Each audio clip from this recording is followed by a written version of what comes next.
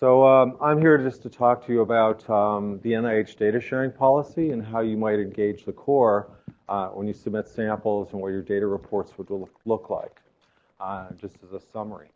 So as you may or may not know, NIH since 2003 has had an official data sharing policy.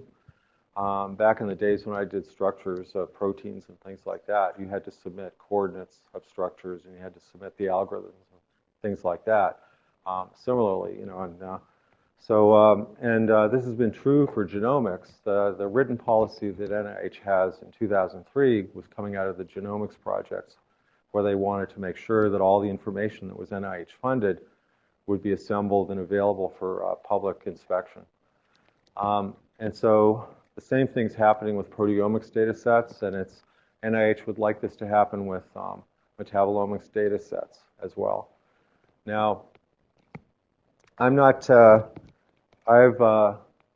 just to give you an introduction, the NIH Common Funds Initiative started a few years ago, where the director's office decided to fund a set of regional centers here, and as you see, we're one of the first three that were funded.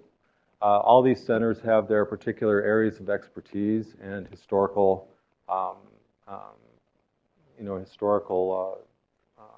skill sets. So if you contact us, we'll make sure that your project gets the best attention possible by possibly directing you to these others, if in case they could provide you some better service. I mean, for example, at UC Davis, this is an operation that Ollie Fien was one of the original people doing metabolomics while he was in Germany. He's basically a plant scientist, so if you wanted to do any studies on plants, I would send you to him first. He'd give you some better advice than I can. And they're also, and you can look at the website up here. I've listed the URL up here. If you want to get more information about the Common Funds Initiative, this is the place to go for it.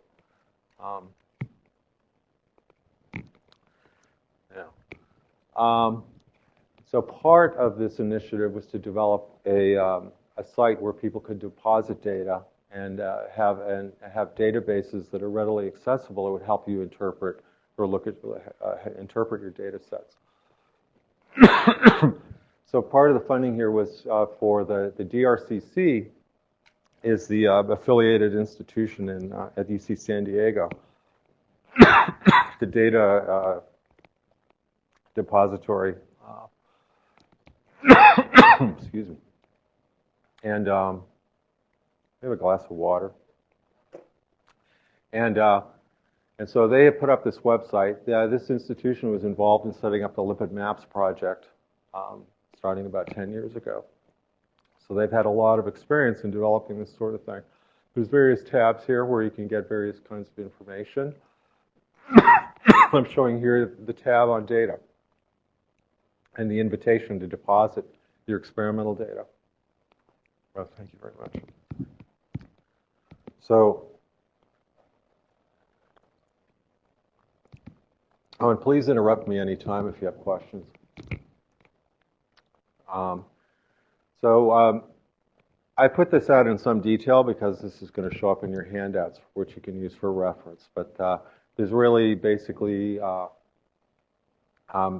just given you a few definitions of what NIH has used about what pertains to their data sharing policy. So you can read over that. There's no point in me doing it.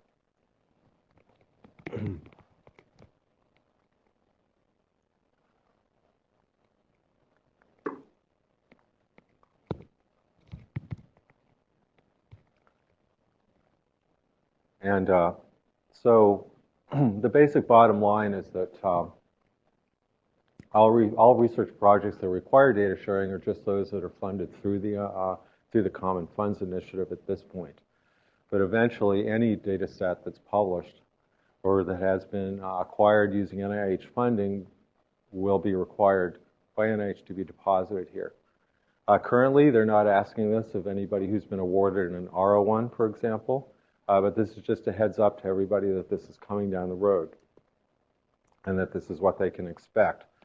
The most important thing here I've learned from investigators I've talked to is the embargo time. This data should be publicly deposited, but it will not be deposited at the DRCC, but it will not become publicly available until first publication or the expiration of the grant.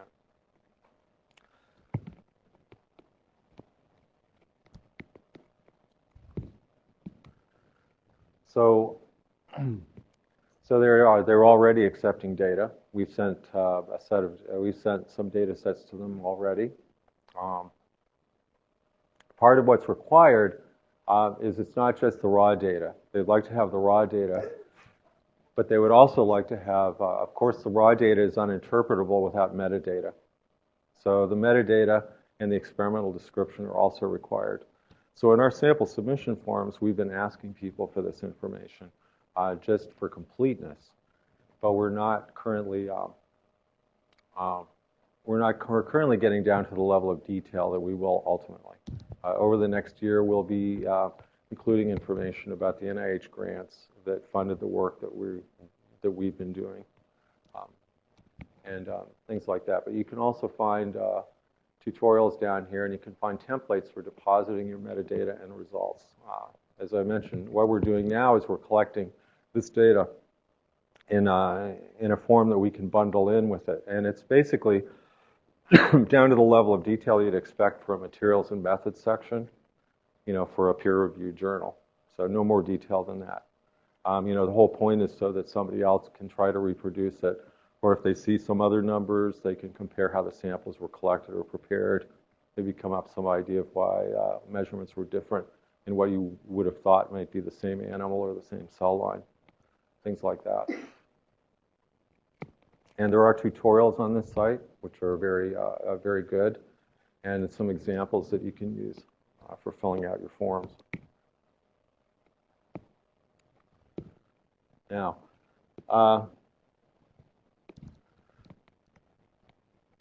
so this is just echoing basically what I've told you earlier. One important detail here is that the Metabolomics Society, which was founded around 2005 or so earlier, they've published a couple of recommendation papers about metadata requirements. So this is also a good source of information for you if you're trying to see what metadata might be important for interpreting the stuff that you're getting out of the DRCC, as well as providing the information that would be useful for other people to be able to use it once it becomes publicly available. So just a word here on how you would engage our services. For internal, that means University of Michigan affiliated investigators. These are just the steps by which you would use our web portal, which is called MICourse. It's basically an iLabs. It's a third-party software web portal tool that enables people to submit service requests. And these are just basically the steps involved in that. So again, all this information should be in your handout, so you don't really need to read it right now. For external, in other words, non-U of M affiliated investigators that are working in nonprofits or research institutes, the procedure is slightly different. So this just outlines what you need to do to submit a service request through this MICourse portal.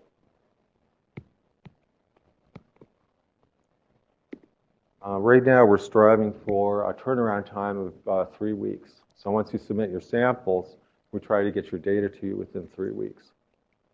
This can depend sometimes on the season. I've discovered that there's a burst of effort before NIH deadlines, so we're starting to plan for that as well. But the last thing we want is somebody to call us up 2 weeks before their NIH grant deadline and ask us if we could give them some preliminary data, because that's very difficult to do. So it's good to call us a few months beforehand. And this is a service that we provide for many people, is providing with a sample set of, say, 20 to 40 samples, helping you provide preliminary data for your grant applications.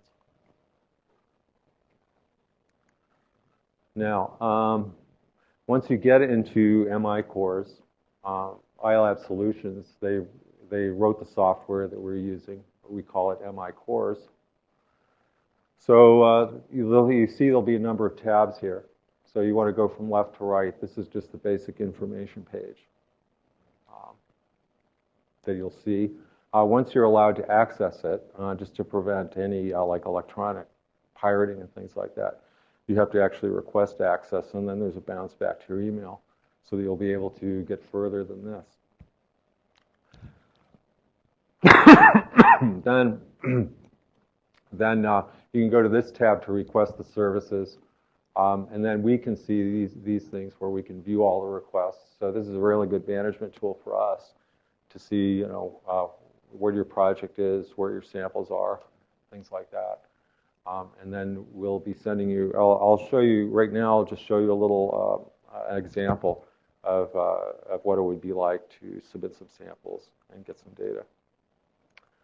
So the first thing we need to do is you need to call me or somebody else in the course staff to just have a brief discussion about your project and your hypotheses, and we can help you select the best analytical procedure to use and the best technique to get the data that you need for your project. So some important things to discuss are what your study goals are and hypotheses, what's the scope and the timing, what's your study design. Sample collection is very important. Tomorrow morning we'll have some demonstrations of how to collect samples from cells and from tissues. The important thing here is always to be consistent as you can be in collecting all your samples from each of the subjects. And then secondarily, it's the trade-off here is always you need to interrupt metabolism as quickly as possible. So you've frozen all the enzymatic activity, and this can be done either with extreme cold or extreme heat. So extreme cold is much preferred. Without also disrupting the cells, for example, or losing some of the metabolites through some experimental manipulation. So things that are assays that involve central metabolism, that's glycolysis, pentose phosphate shunt, TCA activity. That metabolism tends to be very rapid, high turnover rates. So you have to be especially careful if you're interested in central metabolism or in flexomic studies where you would introduce a carbon-labeled food source like glucose or glutamine to your cells and then follow that label through the glycolytic pathway, pentose phosphate shunt, so on and so forth. It's very important that the sample collection be done optimally for you to get the best results out of those kind of studies. And the number of replicates is very important. For untargeted studies, you need to have at least 5 biological replicates for each of your groups. So the way people we're starting to use something called experimental factors, and I've listed down here a Wikipedia site, which is a very good tutorial on this, on what experimental factors are. This is just a different way of thinking about the structure of your study. Normally, people just think about groups, like I have Group A, Group B, Group C, Group D. However, a lot of studies, especially for large sample sizes and for untargeted studies, can get quite complicated, where you might be able to say that there's somewhere between, there may be 10 or 12 groups in there, depending on how you sort the samples. So a better way of thinking about it is using a factorial experimental design.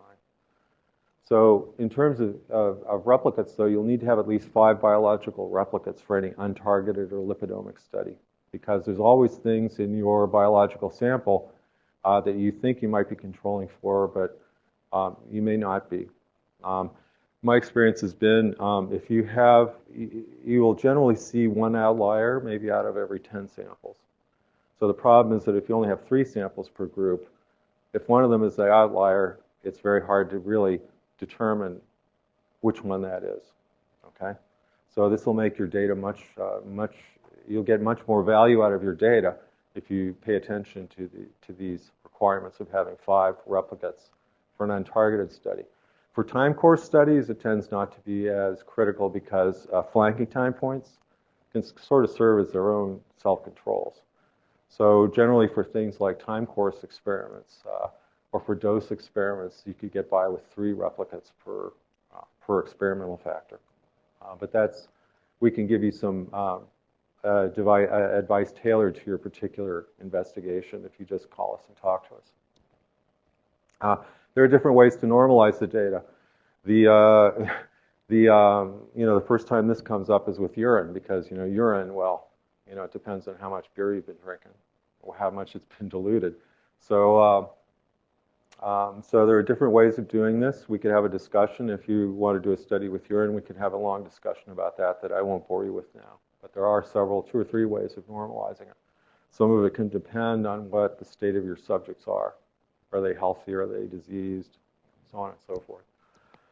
In terms of statistical analyses, we can provide you with a lot of help here. With the untargeted and lipidomic studies, you get a basic statistical interpretation of your data that's been talked about earlier here in this forum. But you can come back to us at any time and ask us for whatever questions you may have or for further interpretations. And consultations are also possible. And then we can also discuss the cost implications of your study. A good idea sometimes if you're doing a lipidomic or an untargeted study is a good idea is to follow it up with targeted experiments. Say, for example, you found that a set of 3 or 4 bile acids was very important to distinguish your groups, and you weren't expecting that.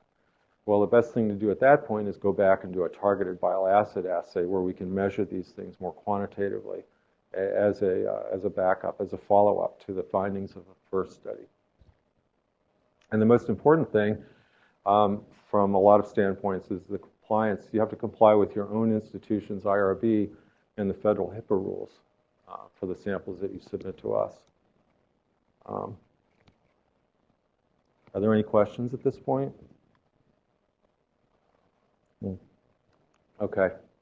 So as part of when you submit a service request, part of it is the sample submission form that you have to fill out. And right here, this is just a list I've given you here. This is a snapshot from one tab of the sample submission sheet, which is a Excel spreadsheet. And this, I've just inserted this to show you what the range of our studies is. I mean, we have a generic LCMS or GCMS study where maybe once a month people ask us to measure some things that we don't normally measure, but we can develop an assay to suit the needs of your study and give you the data, provide you the data. And so you'd ask for an LCMS if it's not one of these standard assays that we do. And I can help you determine what that would be. Then we have our untargeted and our shotgun lipidomics experiments, which are the untargeted, which can generally give you thousands of different features that are differing among your samples. We can only assign molecular identities to a fairly small percentage of those features, but those features are still important. They should be reproducible. They should be telling you something. We just don't know exactly what the molecule is because nobody knows what's in the complexity of a biological sample. This is being discovered every day. We can show you how you can find this information yourself. We can provide some of this information. We can show you what databases are available to give you some guesses. But part of this Common Funds initiative is to expand the discovery of what you actually do find in biological samples.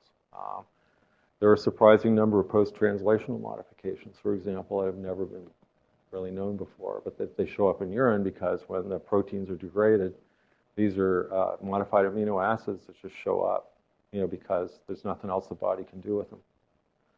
So, for example, now we have a suite of targeted assays, which are the ones in green here. We'll measure amino acids. The amino acid assay we use will measure more than the standard 20, but we don't measure arginine and cysteine with this one. But we do measure things like GABA and other amino acids that aren't part of the standard 20 that you find in proteins. This is a popular assay that we do right now, short-chain fatty acids. This is all the way from acetate up to C9. So this is of interest when you look at bacterial metabolism in the gut and how it's influencing the host, various phenotypes in the host organism. And then we have these various other assays that are mostly tied to looking at central metabolism. And these are the flux studies I was mentioning before that you've heard about if you're doing fluxomics. So far, we've only done fluxomic studies on glucose and glutamine, but we've done some exploratory studies using things like for other carbon sources. So you can, anything that has carbon in it, if you want to know what your organism is doing with it, fluxomic studies can tell you what's happening to it. This is another very popular bile acid assay. We only reported about 6 bile acids before this year, but now we have 31. We were able to find authentic standards, and going through the literature, there's 31 different bile acids. Some of them are only found in rodents, some of them are only found in humans. So we've improved this assay so that we can measure all of those. We have a steroid panel that will measure a lot of steroids, both of different types, vitamins, things like that. And then we also have a lipomics, not lipidomics, but a lipomics group, which will look at basically fatty acid distributions.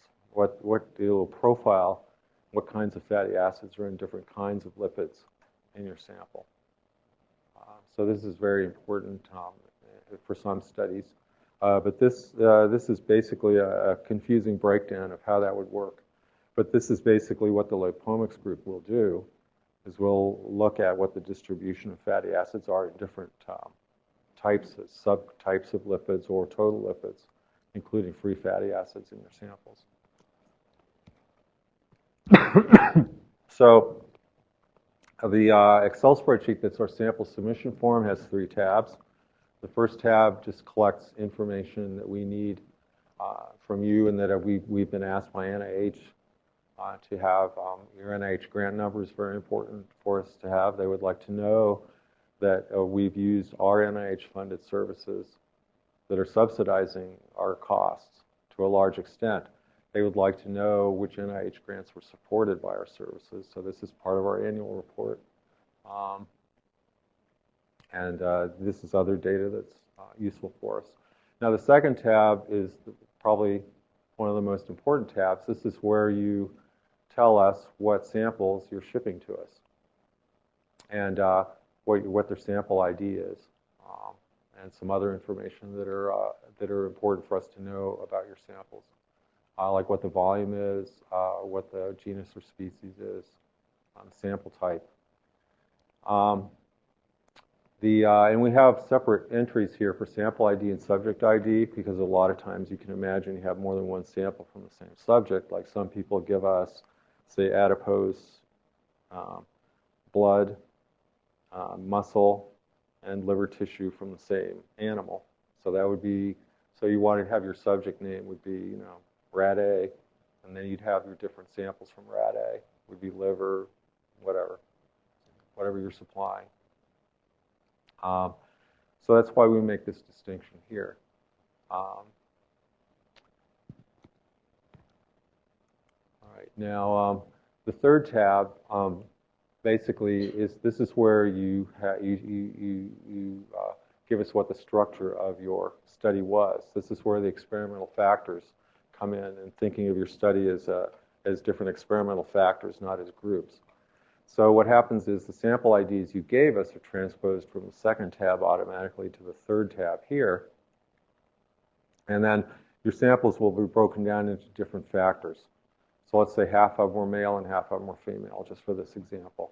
Then the second factor might have been the dose, a dose for a certain time of something. So here you just give the dose. The third factor might be time, or it might be something else. Quite often, for example, over here, factor 1 are like background mouse, knockout mouse 1, knockout mouse 2, things like that. And then also what's important here is filling out which assays you really want to have run. So for this example, there were 3 assays run on all these samples: the untargeted metabolomics, amino acids, and steroids. So So we can mix and match any of these depending on what you want, to try to minimize the cost to you. So you get, the whole point is that you get the most information we can provide you for your study at the least cost. So just as an example, for our targeted short-chain fatty acid assay, for example, we've recently drafted SOPs. We had some fairly crude procedures, but now they're down closer to what I call a standard operating procedure, an SOP. So they're going to be posted on our website any day now. And you'll be able to find these. These have important information like, what do we mean by short-chain fatty acids? How much material do we need to measure them? So on and so forth. But for this assay, this has some particular sample requirements, for example, that the analytes of interest here are volatile. They're all the way from acetic acid to C9. So you want to keep the sample cold and sealed as much as possible. We need about 50 mg in a pre-weighed Eppendorf so that we don't have to thaw the sample and weigh it before we measure it. Try to do that. The analytes, these are the analytes that are reported. The procedure is basically a cold ether extraction. So we take the frozen sample and add ether to it, sonicate it briefly on ice, and then extract it and acidify, the aqueous fraction, and then extract the short-chain fatty acids into ether. And then there's no derivatization involved, because any kind of derivatization involves evaporating the sample. Having a chemical reaction, then evaporating away or separating out the reactants, and then bringing them up in some other solvent. So rather than bother doing that, Charles Evans in the lab figured out a couple of years ago just how to do it by direct injection onto a GCMS. So these are all quantified by adding some isotope-labeled standards to the sample. This is the best analytical way of measuring something, is you'll add an internal standard that's the same chemical structure and same behavior, it's just different mass because it has, say, 3 deuteriums on it or a couple of carbon-13s. And so that enables us to correct for all kinds of things like sample recovery,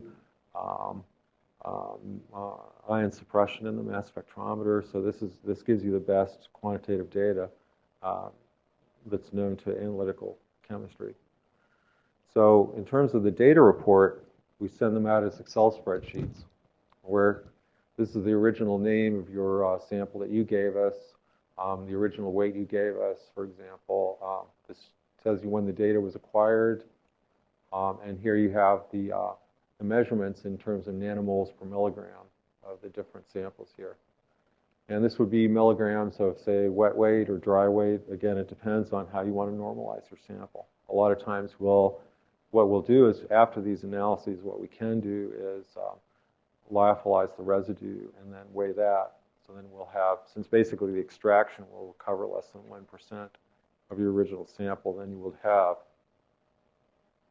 have an idea of what the dry weight would have been, right, versus the wet weight. Which again, with feces, becomes sometimes sometimes wet weight's good, sometimes dry weight's good to normalize to, depending on what's happened between your treatment groups. Yes?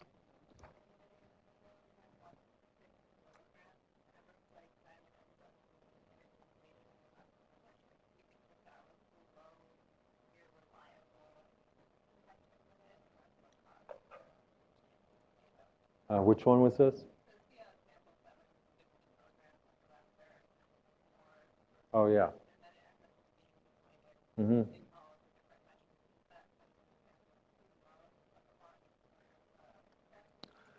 Well, okay, well, we asked for 50 milligrams because this makes it easy in the sense that if somebody drops a sample at some point, that we have more to work with later.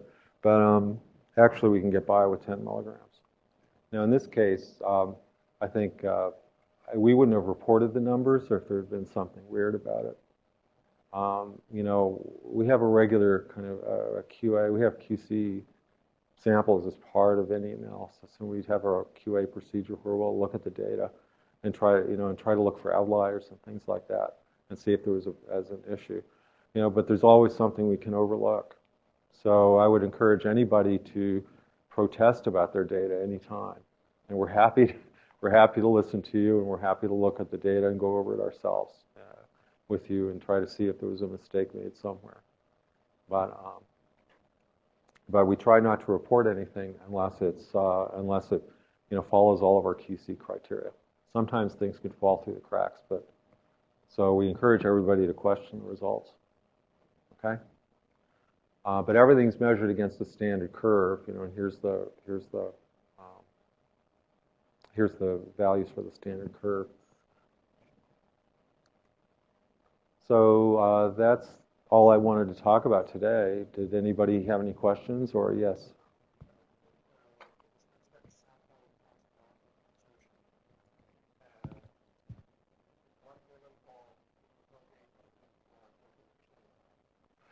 Yes. Let's see. Well, that's a good question. That's an open question. This is still under discussion. Every 3 months we meet with NIH, and NIH tells us what their latest view is on this subject. The bottom line always comes down to whatever might be required for a peer-reviewed journal, and that's it. I don't think there's any demand for total data. Certainly, it has to be HIPAA compliant in the clinical. The samples have to be blinded. We can't possibly be able to trace them back to the original patients or subjects, clinical subjects. I don't think they will ask for everything. They don't need everything, but again, you need to look at the guidelines and just see how you would interpret what your data is in terms of the guidelines, and then it's better to, you can ask us for advice, but I think it's better to talk to like your project, your NIH project person about that in each particular case. It's just impossible for me to cover all the possibilities, but those would be the people who would help the ultimate authorities, your program officer at NIH or whoever else funded the clinical study. Yes.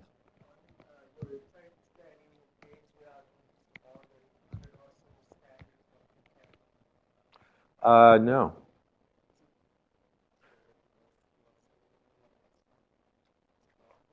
Oh, you're talking about for the untargeted study. Yeah, we have a list.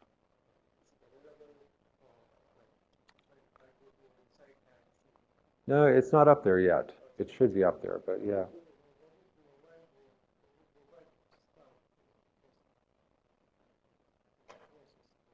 Yeah, it's his job to do that. So you can ask Sasha about that. But yeah, I've given out these lists in the past. I mean,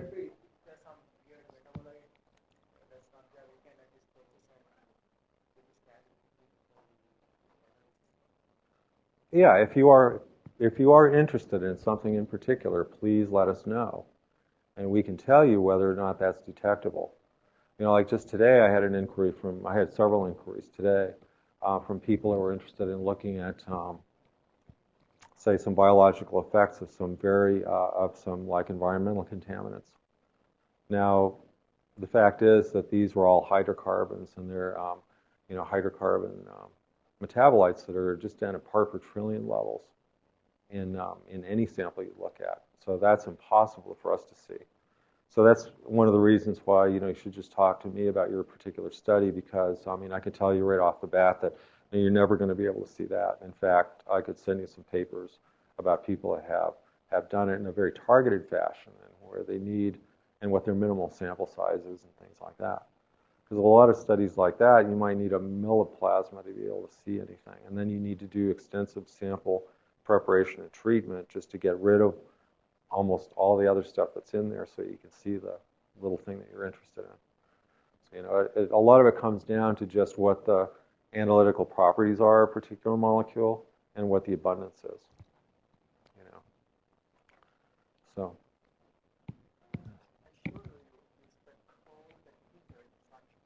Mm-hmm.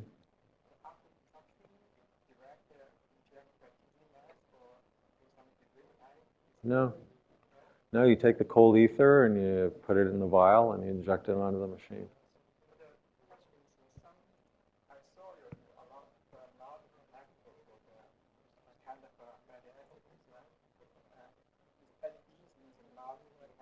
That's correct.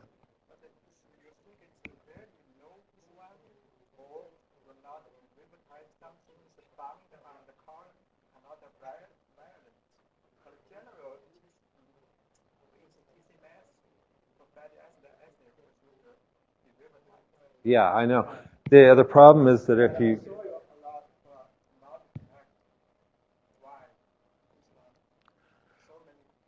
NDs, yeah, they're not detected because they're.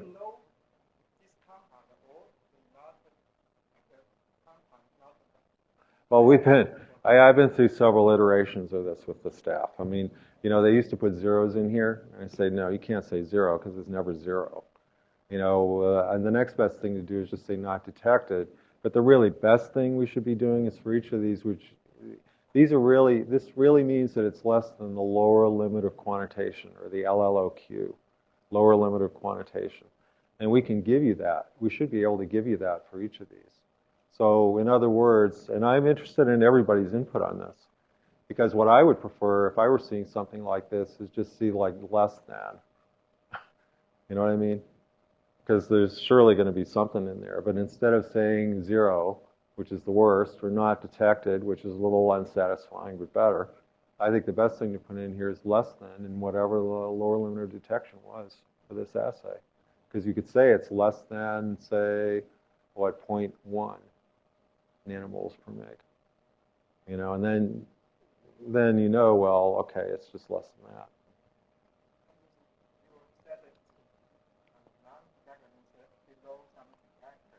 It's full.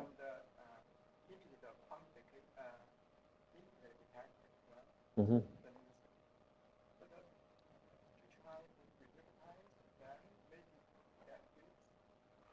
Well, the problem is, what are you going to do to derivatize it? You can make methyl ester. You could make the methyl esters with diazomethane, but then you still have to get rid of the diazomethane. So that means you have to evaporate the whole sample and then take it back up. So acetic acid is very volatile.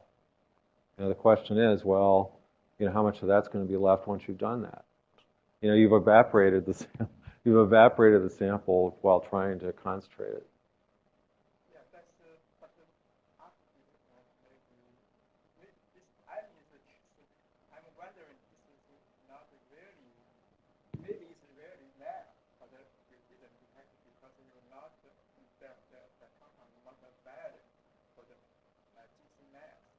Well, yeah. Well, we can't vouch for what happened to the sample before it shows up where it's delivered to us. But what we do is we add these internal standards. Like in this case, we just add deuterated D3 acetic acid to the sample along with the cold ether. So then you mix everything up, extract it, separate it out. And so you have to assume that whatever you recovered, in the deuterated internal standard that you added is the lower limit of detection. And that whatever you've taken out that's real acetic acid has to be, because it has the same identical physical-chemical properties, it's got the same boiling point, the same, everything, vapor pressure. It's got to assume that that's the same, so that you've corrected for as many of those, contingencies as you can, right? Yeah, and it could be, if you're really interested in this, and it was lower, so there's always a possibility of concentrating the sample down. After you've done the injection, we can.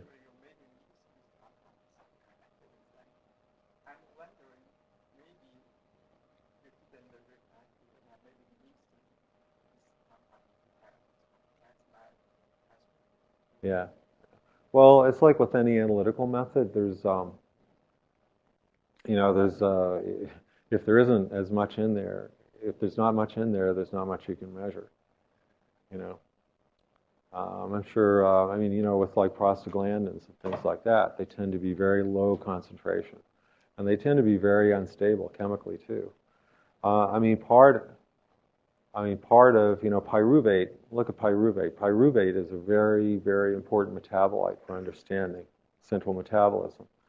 But it undergoes decarboxylation very rapidly at at room temperature, if you dry it down, things like that. So to really,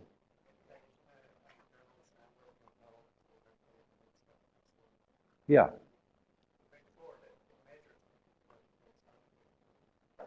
Yeah. I mean, in some samples, they're just not detectable. But we can tell you if there were, say example, if there were acetate in there at this amount, we would have been able to see it. That's all we can say. So that's why I would prefer to have these listed as, say, less than. If that was not detected, just say, well, it was less than whatever the lower limit of quantitation was, because it's not obvious to me looking at all this what that was. But that's the number we knew when we generated the data, so we should be able to put it in there, right? Yeah.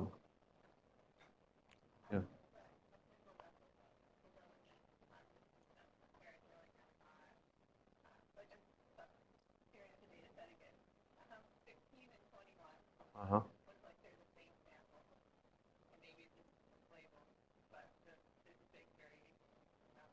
You're right, they do. Well, this isn't, you know what? Because you know what? No. I cut and pasted this in, just as an example. So I might have made a mistake there. But yeah, that would have been, yeah. But that would have been, you're the first person who's noticed that in 2 years. So I will make sure I'll figure out what's going on with that. Say they were injected at different times.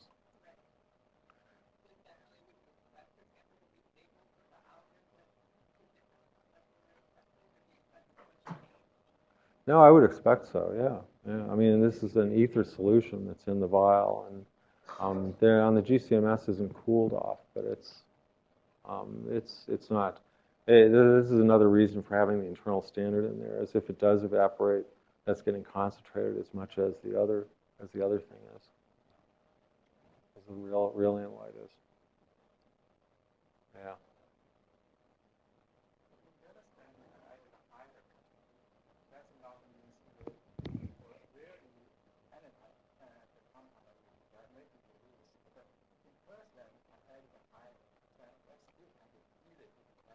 Yeah.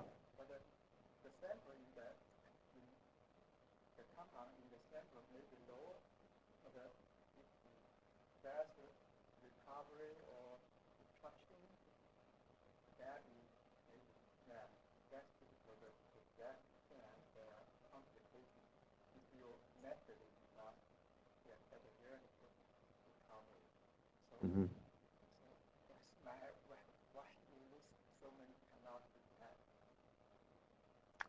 Yeah, if you, yeah, sure, recovery is an important issue.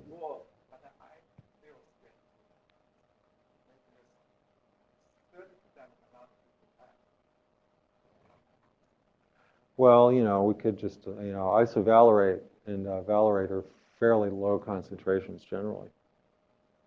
But we report them because some people have asked for them. And in some samples, they're fairly high.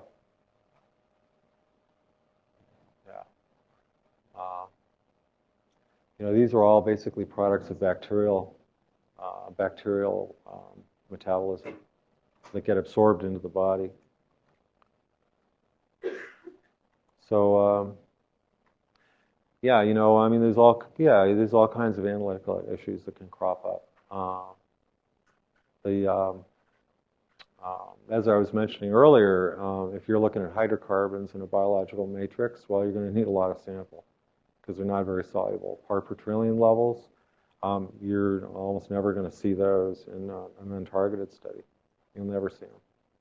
So if those are of particular interest, what we would do is we would try to develop a targeted study. So that what you can do is say, let's just do the untargeted and then look at these few things as a targeted ancillary study. That's what I would recommend generally. Yeah. I mean, we have one client, for example, who wanted to do an untargeted study on his samples, but he also wanted to check a biomarker panel that had been published by somebody else. So that's what we did, is we did his untargeted study, so he'll find out what he's got, but then we developed a targeted assay that measures all 11 of the things that, he wanted to compare his samples against these other reported biomarker panels. So we're running those for him as well. It means it's going to cost money because it's 2 separate experiments, but that's life,